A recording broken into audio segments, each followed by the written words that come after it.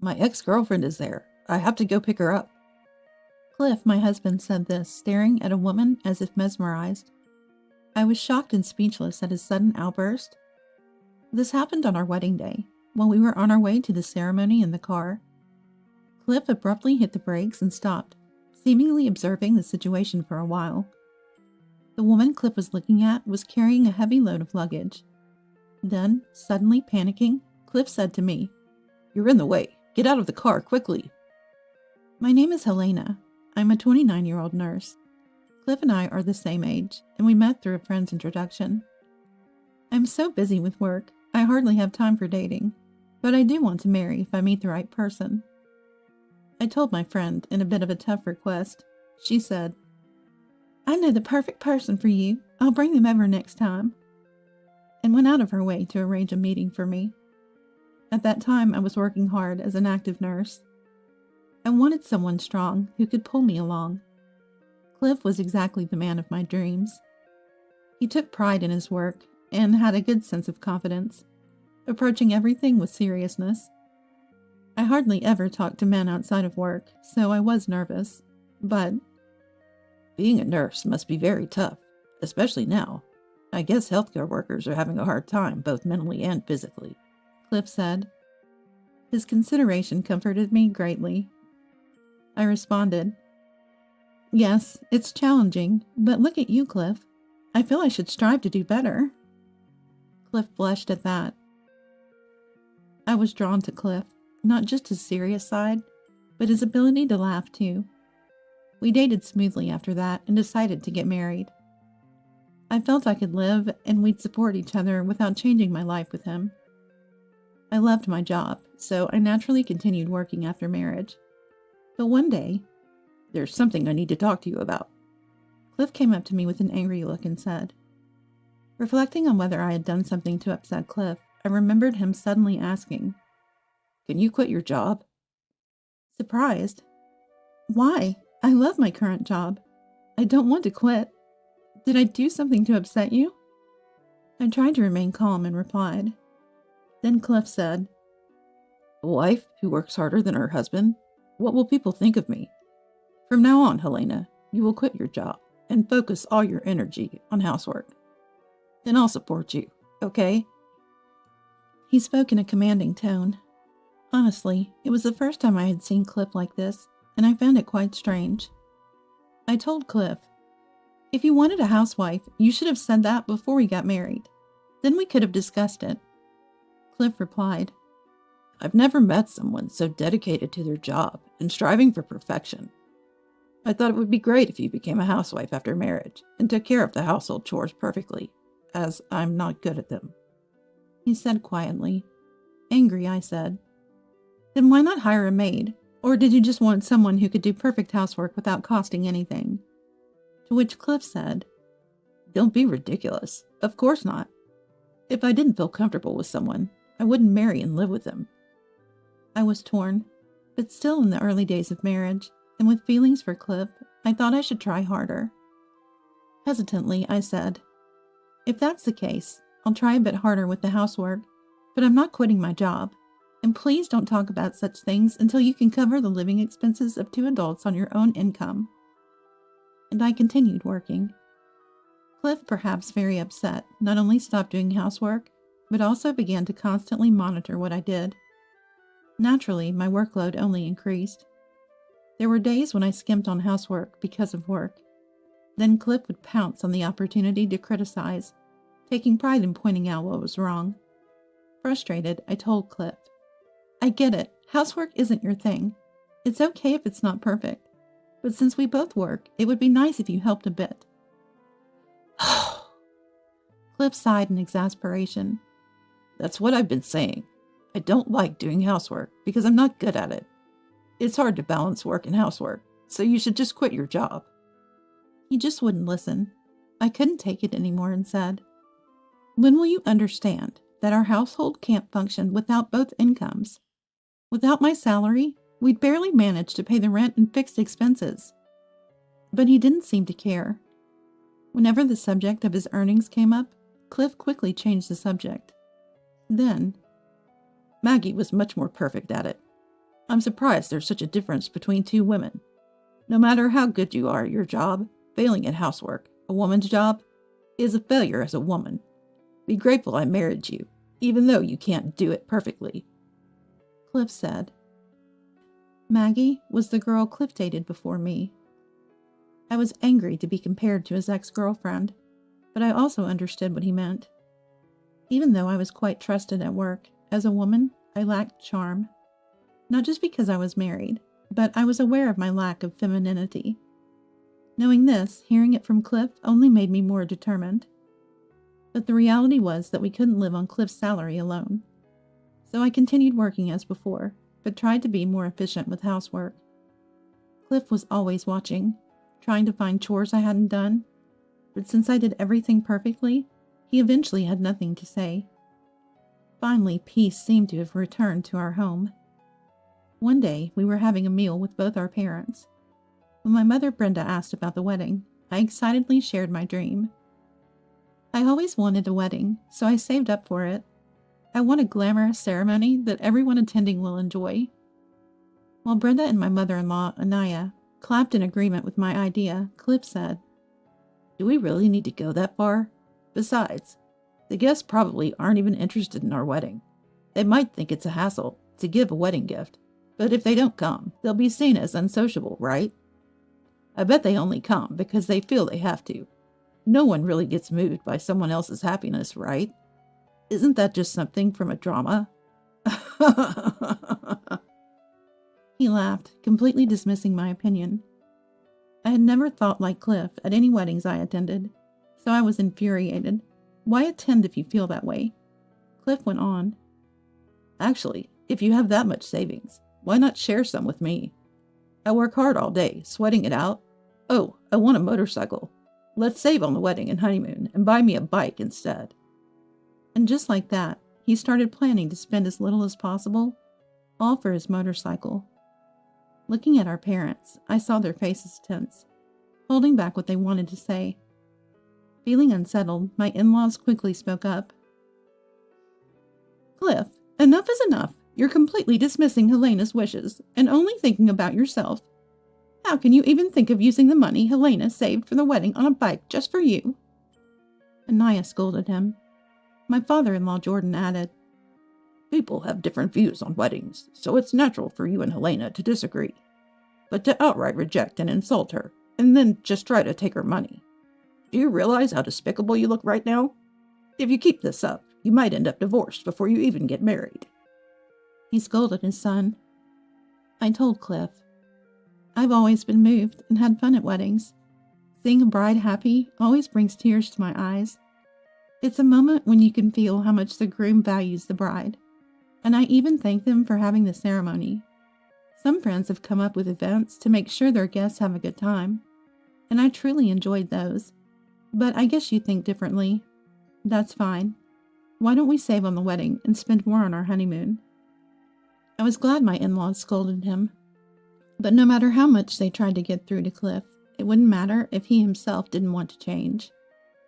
I was about to compromise and agree to Cliff's idea of a wedding when he suddenly said, "No, forget it. I'll grant all your wishes. Those weddings you've attended must have been really good, huh? Then let's make ours even better." Cliff suddenly became serious. He's the kind of person who doesn't like being compared to others. Plus, the warning from his parents about a possible divorce seemed to have made him reflect. Our parents looked relieved. "It'll be busy, but make sure you discuss things together.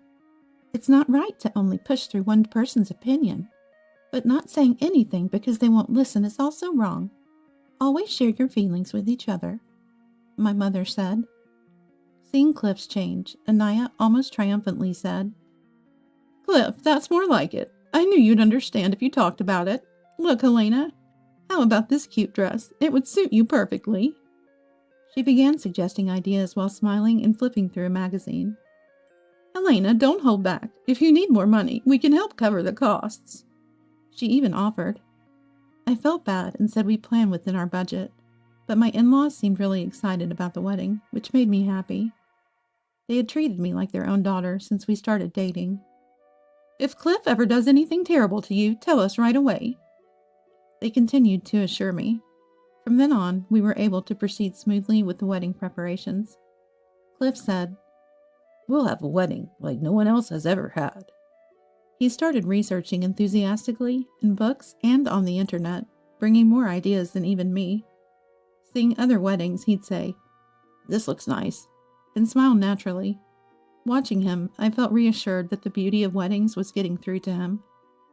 We both loved to delve deep into things once we decide to do them. In our discussions with the wedding planner, time would fly by, and the days, though busy, felt peaceful and enjoyable. Finally, the day of our wedding arrived. It was a hot summer day, but the weather was clear, so we were relieved we could have the ceremony without issues.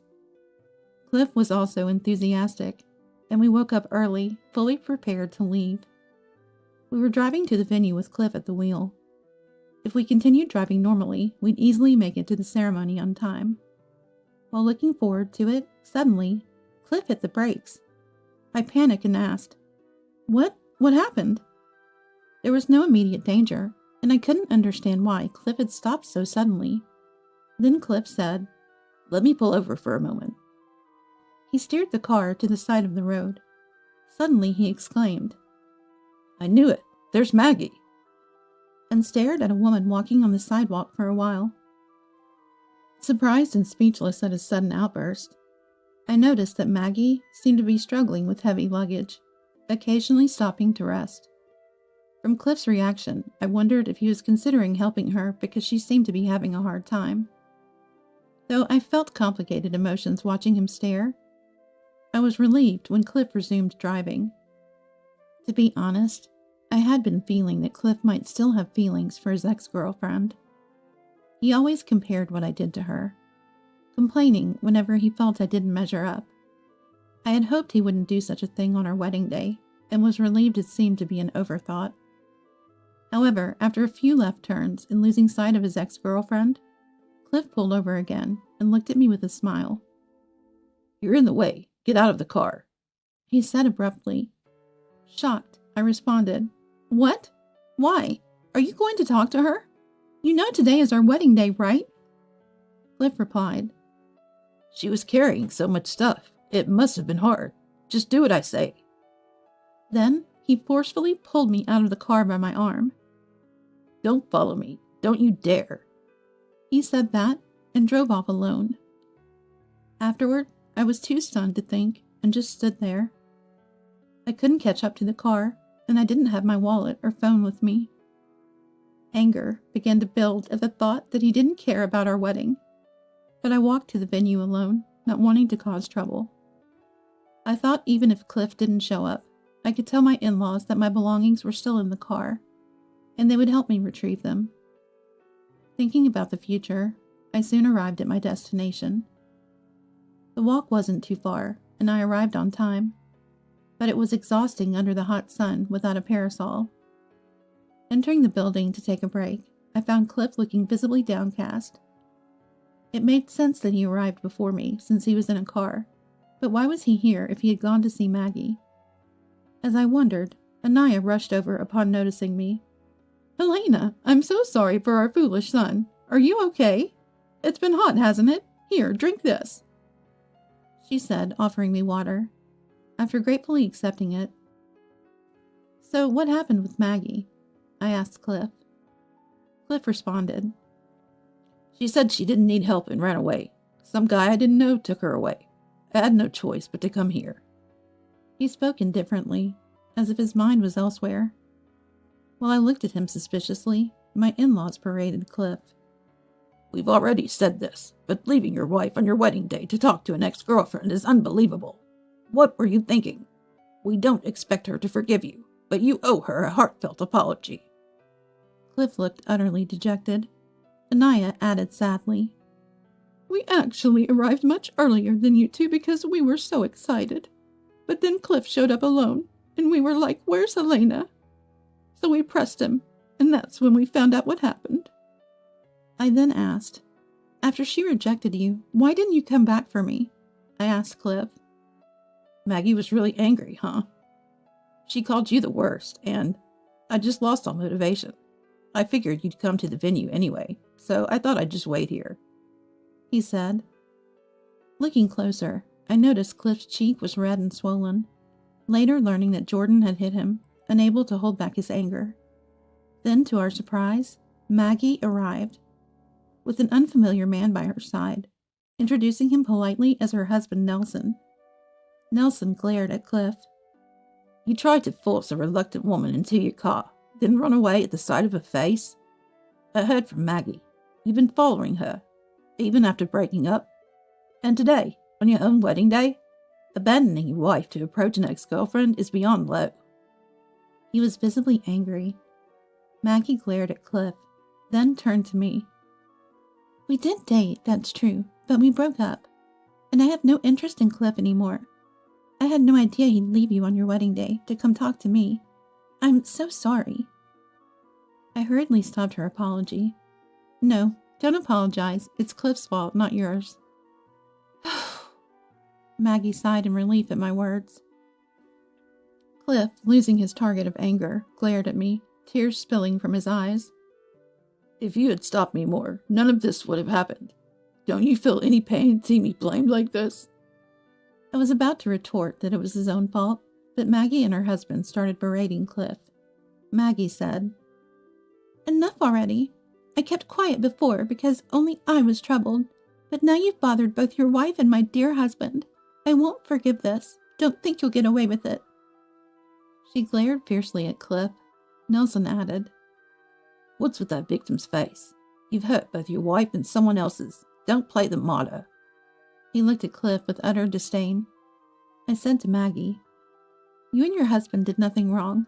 On the contrary, we owe you an apology for the inconvenience caused by Cliff. From what he said, it seems he was indeed asking you to get back together." I asked her about that. Maggie sighed deeply and nodded. "Actually, our home is quite close to Cliff's parents. He's ambushed me several times, pretending it was coincidental, and demanded we get back together. I always tried not to provoke him, but made it clear I wasn't interested. He was quick to anger, and I feared he might turn violent, so I kept it from my husband. But now I think I should have told him sooner." She looked on the verge of tears. Nelson added, "I understand why my wife couldn't talk about it before. Seeing how unreasonable this man is, who knows what he might do if confronted. I don't blame her," he said. They seemed like a caring couple, and though they were strangers to me, I was glad Maggie had found someone good. I said to Maggie, "It's okay. We're the ones who should apologize for the trouble. Even when you said he was busy with work, he was pestering you. I'm really sorry." I apologized frantically. Then, seeing Cliff still looking unconvinced, I yelled at him, "You need to apologize too. Your actions have caused trouble for so many people. What are you going to do about it?" But Cliff just frowned in response. It was Maggie's husband who lost patience with Cliff's demeanor. "Apologies are fine, but looking at that face, I doubt any real remorse. Anyway, I want nothing to do with you. Promise never to interfere with another man's wife again," he shouted. Cliff, his face turning red, stepped towards Maggie's husband. "Maggie and I dated before she met you, so I know her better than you do. I want to get back together. If you're lonely after divorce, we can swap wives. Let's do that. She works hard, so she has money," Cliff said, as if it was a brilliant idea. His nonsensical words left not just me, but also Maggie and her husband speechless. Watching him excitedly talk about the days he would divorce and he would marry Maggie, I made up my mind. Let's cancel the wedding. I told Cliff, then apologized to my in-laws. "I'm sorry. I know you were looking forward to today, but as you can see, I can't marry Cliff. I'm sorry it has come to this after all your kindness." The in-laws replied, "Elena, you did nothing wrong, and we think your decision is correct. We're truly sorry for our son's foolishness and the trouble he's caused." They apologized, tears in their eyes. Looking around calmly, I noticed many venue staff observing our situations. Relatives and friends were due to arrive soon. Feeling too guilty to cancel at this point, I talked with the staff to turn the event from a wedding into a dinner party, deciding not to accept any wedding gifts. The venue staff, seemingly accustomed to such situations, arranged everything efficiently despite their disapproving glances at Cliff. I was filled with gratitude. Cliff, unconcerned about the attendees, kept dreaming about his married life with Maggie, cheerfully planning this and that while I talked with the staff. Seeing Maggie and her husband glaring at him with such disgust, I was amazed at how he could talk like that. After wrapping up the explanation, I went back to Cliff and told him I agreed to a divorce. As expected, Cliff showed no sadness and accepted it with joy. Right then, guests began to arrive. My in-laws, parents, and I kept apologizing to the attendees, urging them to at least enjoy the dinner party. I had never intended to discuss such a foolish situation, but Cliff was gleefully telling everyone about the wedding cancellation and our divorce. Those who arrived on time were in an uproar over the sudden cancellation. Furthermore, Cliff, faced with questioning guests, coolly continued his delusional talk about finding his true love and marrying the person he truly loved. "Escape now with your husband, Maggie. He's beyond reasoning," I whispered to her, pulling her aside, and handing her over to a staff member. She and her husband quickly left through the back door. Cliff, realizing Maggie was gone, became furious. Seeing them walking away outside, he rushed out after them, yelling, "Maggie, wait! Don't go with that guy! Come home with me!" "Just stop it, Cliff. Don't come near Maggie. Just disappear." Cliff was easily stopped by Maggie's husband, and then restrained by my father and Jordan, who dragged him back into the venue. I followed, apologizing repeatedly to Maggie and her husband. The guests, having witnessed everything, were thoroughly disgusted and left with remarks like, "You're the worst," to Cliff. The event ended with few people remaining. I felt sorry, but with Cliff's rampage, there was little else I could do. In the end, only my friends, parents, and in-laws stayed. They comforted me, and I began to regain some composure. After the cleanup, Cliff said, "Now that it's over, I'm going to Maggie's house," and tried to leave, but was forcefully put into a car by my tearful in-laws. A few days later, with my in-laws present, I got Cliff to sign the divorce papers, successfully finalizing our divorce. I had my in-laws help move Cliff's belongings out of the house or send them by mail. It was a hectic time, but it finally came to an end. One day, while refreshing myself in a suburban town, I ran into Maggie and her husband at a shopping mall. Worried about how they were, I asked about their well-being. They told me that Cliff, undeterred, had been watching the places where they met Maggie, and even followed her to her home and workplace. Cliff had said, "We're still in a relationship, right? You only acted reluctant because you were shy, weren't you?"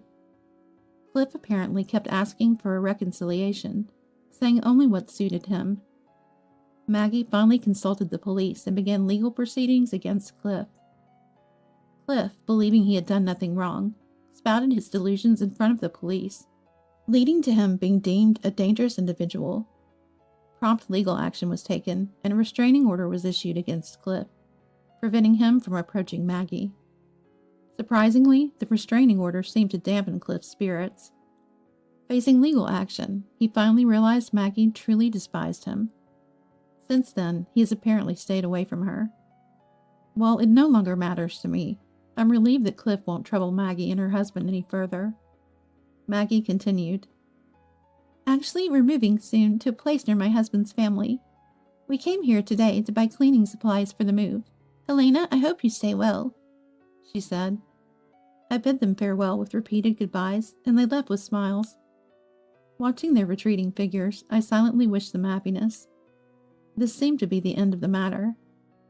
Just as I thought to delete Cliff's contact, surprisingly, he called me.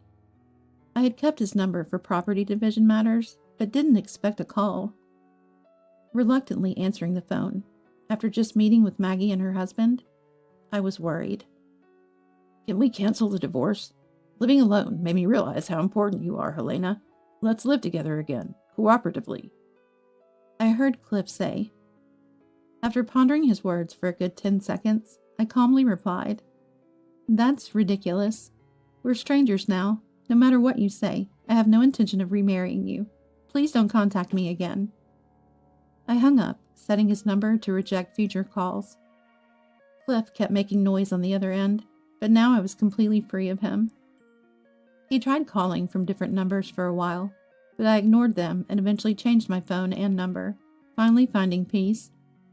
I've moved out of the house, so there's no worry if he shows up, and there's no way for him to contact me.